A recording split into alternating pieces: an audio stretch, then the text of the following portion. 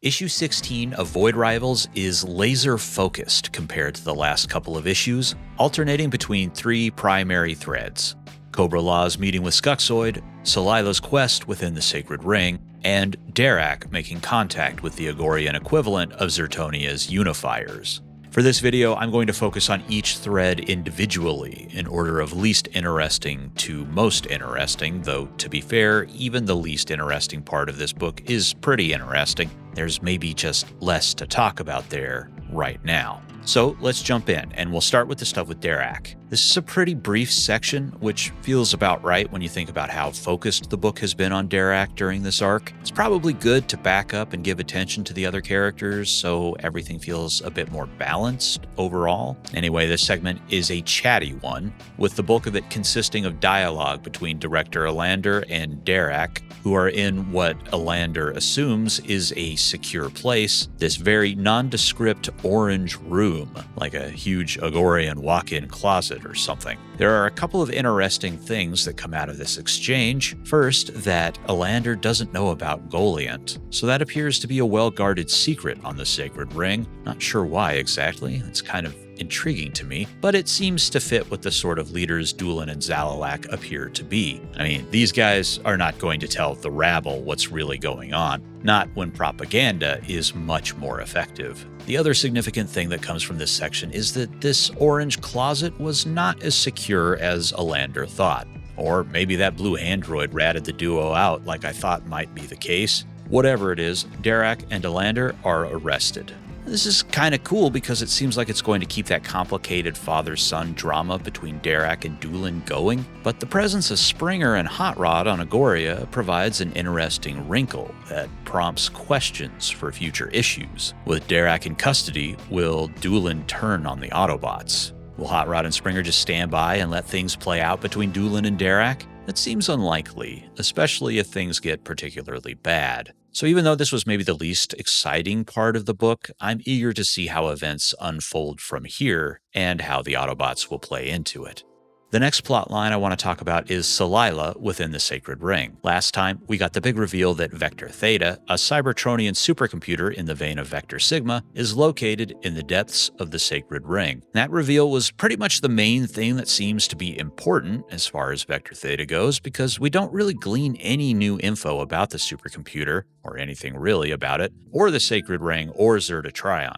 It basically just tells Solaila to keep pressing forward if she wants to see Zerta. I was hoping to get more information about Vector Theta, but Kirkman's going to keep us waiting a bit, and that's fine. Intrigue is part of what keeps us invested after all, but I specifically have questions about Vector Theta's purpose and capabilities, because while we can infer that it's like Vector Sigma and might be capable of creating life, Transformers number 16 introduced the Well of Sparks. So it's not unreasonable to wonder if these supercomputers like Vector Sigma and Vector Theta have a different nature or serve a different purpose than they did in the G1 cartoon. Regardless, the nods to the G1 episode The Key to Vector Sigma continue, with Vector Theta repeating another one of Vector Sigma's lines from the cartoon. And brief sidebar, but I love how Vector Theta's dialogue balloons are using different shades of green. It's just one of those colorful little details, like Soundwave's blue word balloons with yellow text over in Transformers. I don't know, I just like little things like that. Anyway, the next time we see this thread picked up, Solaila is again venturing into the darkness, and there's more of that humorous bickering between her and Handroid that we've been getting pretty much since the pair set off on their quest. It culminates in this really well done moment where Handroid is talking about going back and basically trying to hack Vector Theta,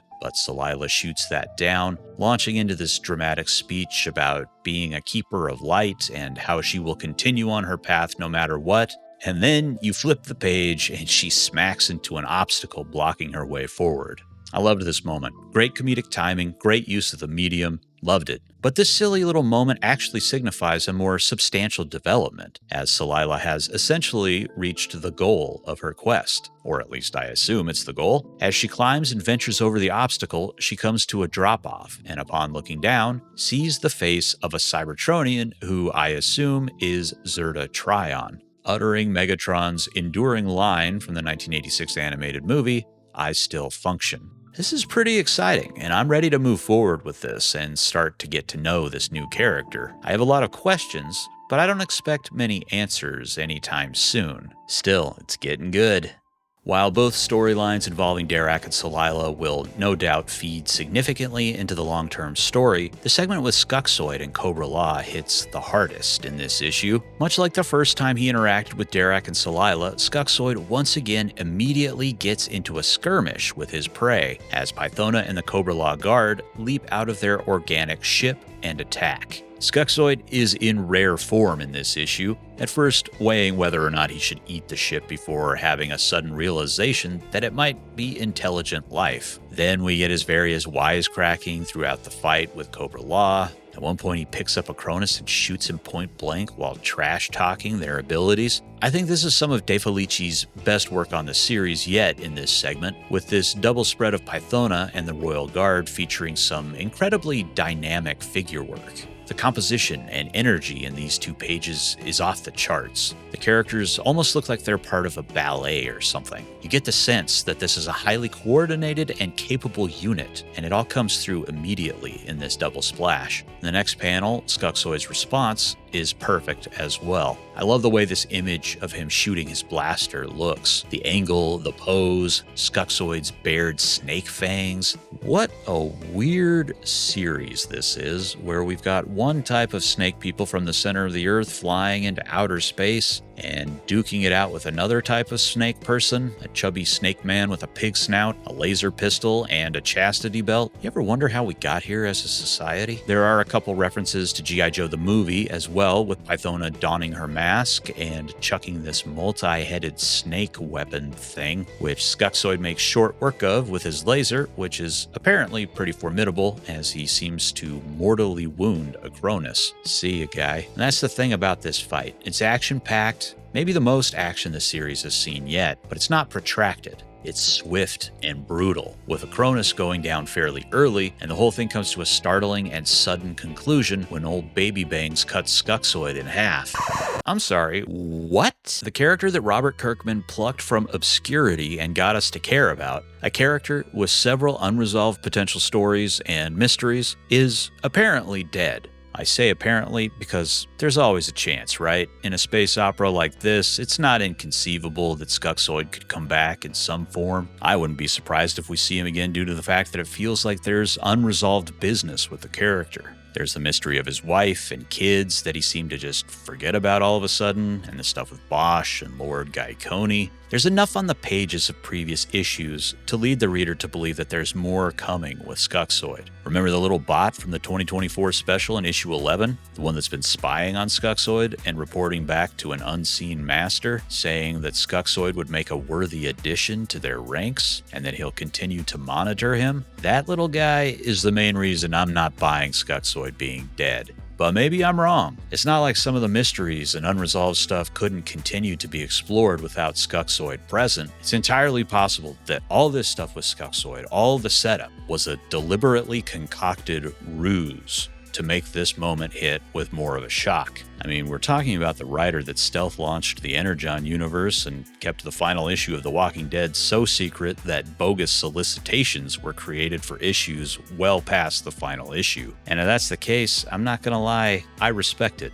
Something you gotta understand about me is that I grew up with the Metal Gear Solid games, and getting MGS2 at launch and sitting down to play it and having the rug yanked out from under me in terms of my expectations, and the lengths that were gone to in order to deceive and preserve the twist, I respect the audacity and find it entertaining. I think there's a sense of playful mischief there, and it's something that I find endearing. Plus, it's something that's most effective if you're experiencing the ruse the way it was designed, and you can really only experience that once. It doesn't have the same impact after the fact when everybody knows about it. And that's part of why I loved what Kirkman did with the stealth launch of the Energon universe, and that's why if this really is the end for Skuxxoid, which I don't think it is, I would have to give Kirkman props for the ruse. The purpose of any story is, at its core, to make us feel something. So writers are essentially always messing with us. It's just that there's usually a sense of what's allowed and what's not. And personally, I like it when a creator starts playing with those limitations.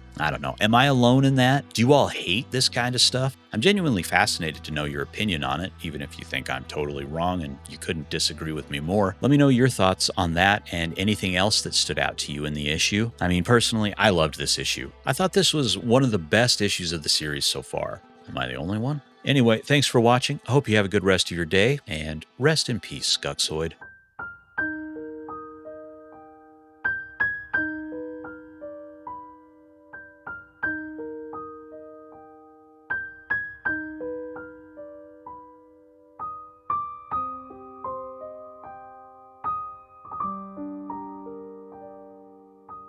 Skuxxoid wins!